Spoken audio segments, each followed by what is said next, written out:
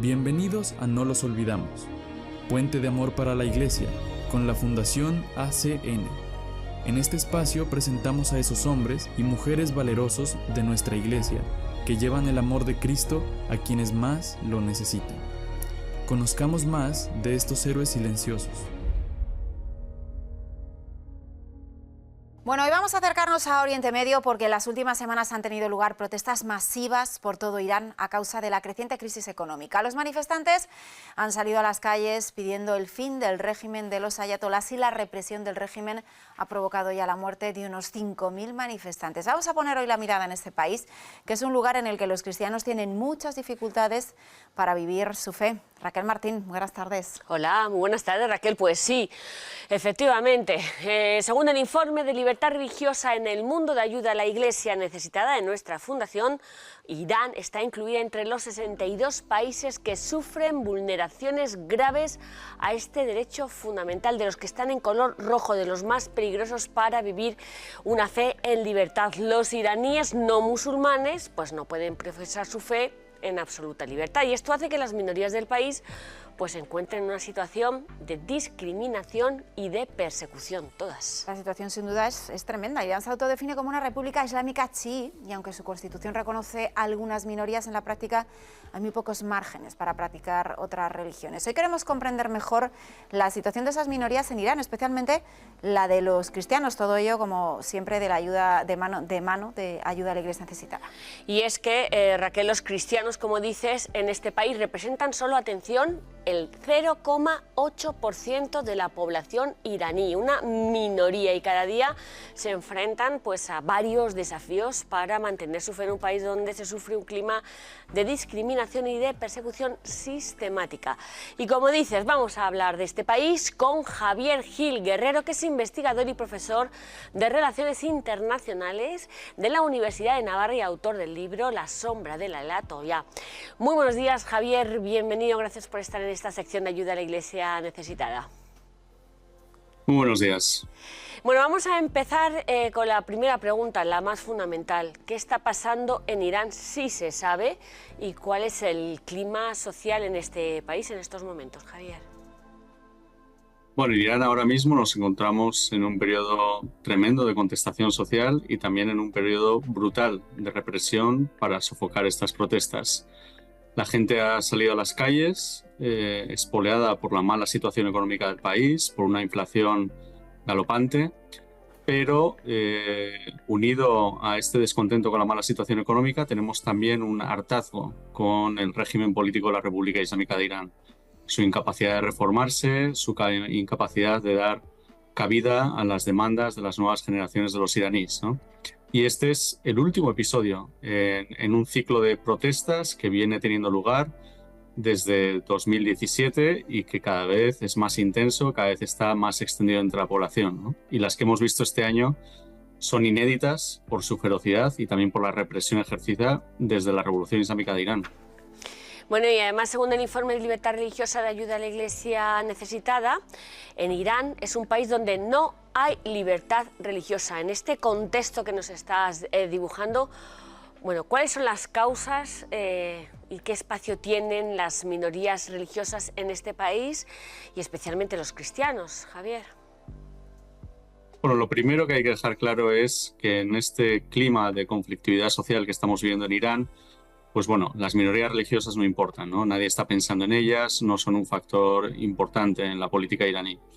Lo segundo es, Irán parece que confunde a mucha gente que no conoce bien la realidad del país, por el hecho de que hay unas minorías toleradas que están recogidas en el artículo 14 de la Constitución, que son las llamadas gentes del libro, que son los cristianos, los judíos y los zoroastrianos, a los que se les permite vivir, a los que se les permite conservar sus lugares de culto, a los que no se les exige una conversión forzosa.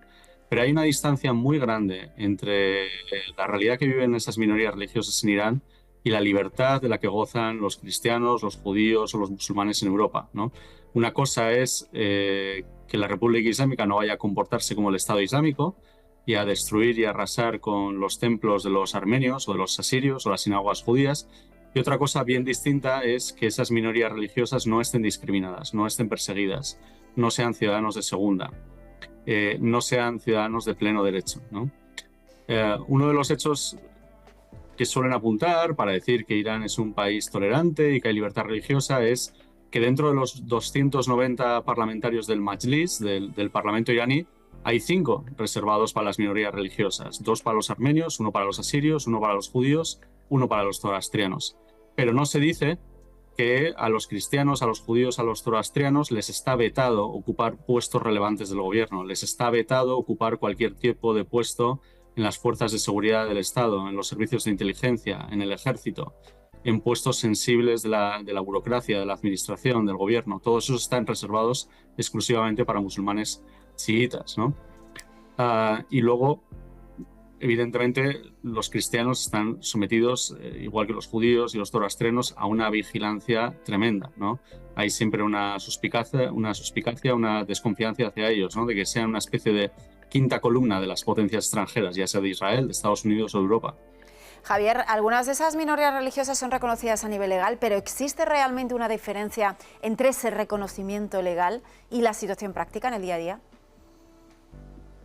Bueno, insisto, si uno viaja a Irán, yo lo he hecho, una de las cosas que le encanta a la República Islámica es, nada más pones el pie en Teherán, es llevarte a la sinagoga para que veas que los judíos están ahí rezando en su templo, llevarte a Isfahán y llevarte a una iglesia armenia para que veas que ahí pueden estar con normalidad.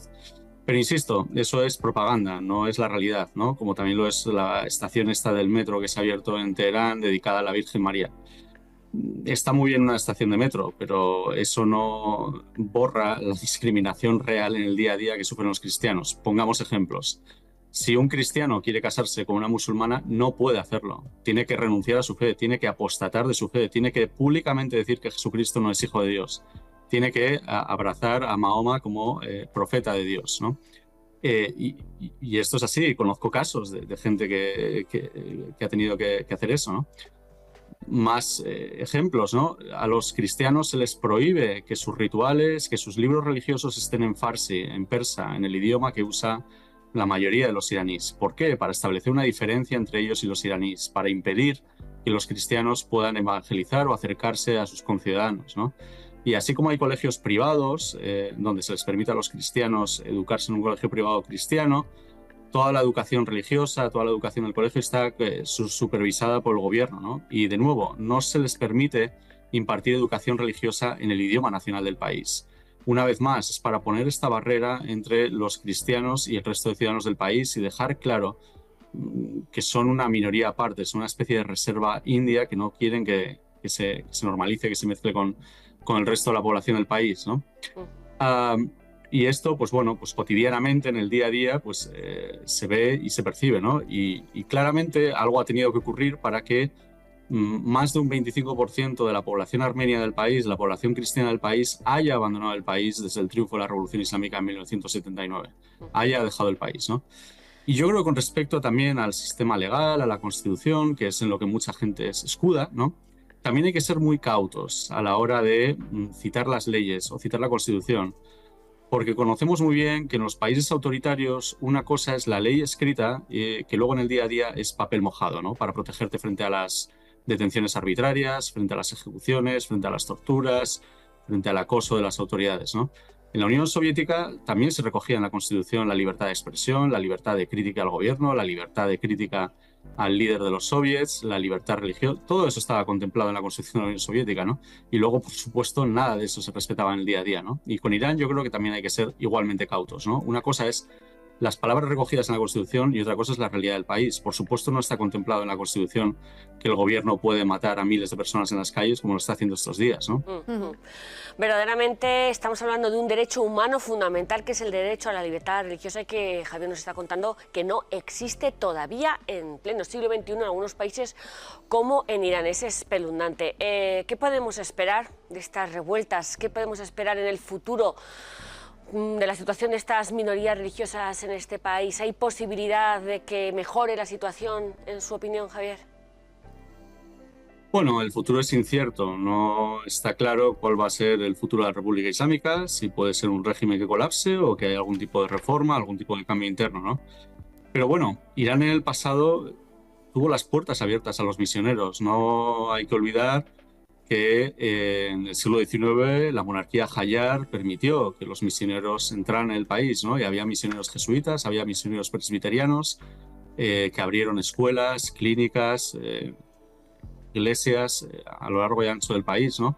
Lo que estamos viendo en los últimos 47 años es una anomalía histórica en Irán, ¿no? Y volviendo un poco a todos estos condicionantes bajo lo que viven los cristianos, que es en principal sospecha, una de las cosas que está prohibida es que cualquier cristiano evangelice a sus amigos, a sus conciudadanos, ¿no? El proselitismo, la evangelización está prohibida, ¿no? Y eso, pues para un cristiano, especialmente para un católico, que es una religión, como su verdadero nombre dice, universal, ¿no? Y donde el evangelio mismo se nos dice, ¿no? Id al mundo entero y anunciad el evangelio, pues en Irán está prohibido, ¿no? Porque nadie puede dejar de ser musulmán en Irán. Y si un cristiano pues trata de acercar a un musulmán a su fe, pues se arriesga a penas de cárcel o a penas capitales, ¿no? La apostasía en el sentido contrario no hay ningún problema. Un musulmán sí que puede tratar de convertir a un cristiano, pero un cristiano no puede tratar de convertir a un musulmán, ¿no? Y aquí evidentemente se pone una vez más de manifiesto la irrelevancia de la ley y de la Constitución, ¿no? Hay una igualdad declarada, pero que de facto no es así, ¿no? Porque un cristiano no puede proclamar su fe, no puede acercar a otros a su fe, pero un musulmán sí que puede hacerlo.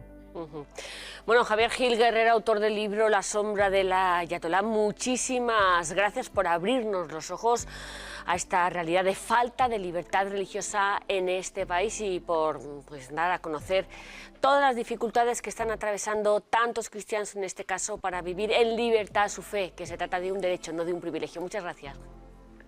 A vosotros.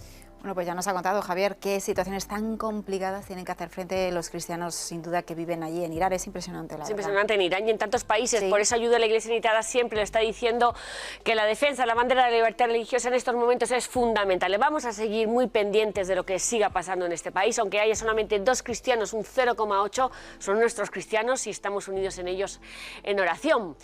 Pero bueno, de Irán, de Oriente Medio, nos vamos hasta América, hasta Brasil, porque allí la Iglesia pues tiene otros desafíos, ¿no? Que para estar presente y atender a las comunidades, bueno, pues se encuentran en plena selva del Amazonas, por ejemplo, y allí el principal reto es la pobreza y la falta de recursos. Y allí están los catequistas y los religiosos como Fray Germano, que se lo vamos a presentar a continuación, que cada día están al pie de cañón allí, en dificultades muy extremas, para sostener a todas las comunidades cristianas que también son muy pequeñas y paupérrimas. Vamos a verlo. Cuando se pierde una vida, un valor incalculable, hay un dolor profundo. Nuestra región es muy hermosa, naturaleza creada por Dios. Pero esa belleza se desvanece con los problemas crecientes. Poco a poco llega el llamado progreso. Trae beneficios, pero también graves problemas como drogas y alcoholismo, dentro de una cultura indígena no preparada para ello. Entonces se enfrentan a algo que destruye a la persona y a la familia. También, poco a poco, se dan robos, agresiones físicas, depresión e incluso suicidio.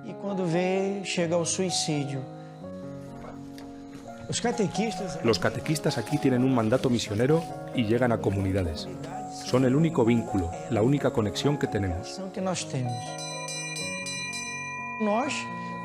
Somos pocos frailes, a veces 4, ahora solo 3. La mayoría de nuestras comunidades son ticuna.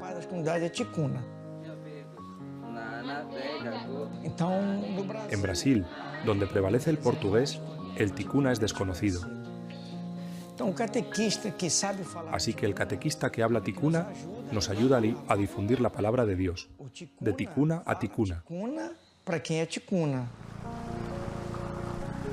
Pues ya lo ven, es un ejemplo de perseverancia, el de esos catequistas que, como nos han enseñado, llevan hasta el corazón del Amazonas el Evangelio del Señor, donde muchos otros no llegan. Historias y realidades como las que acabamos de ver nos muestran el valor de la fe.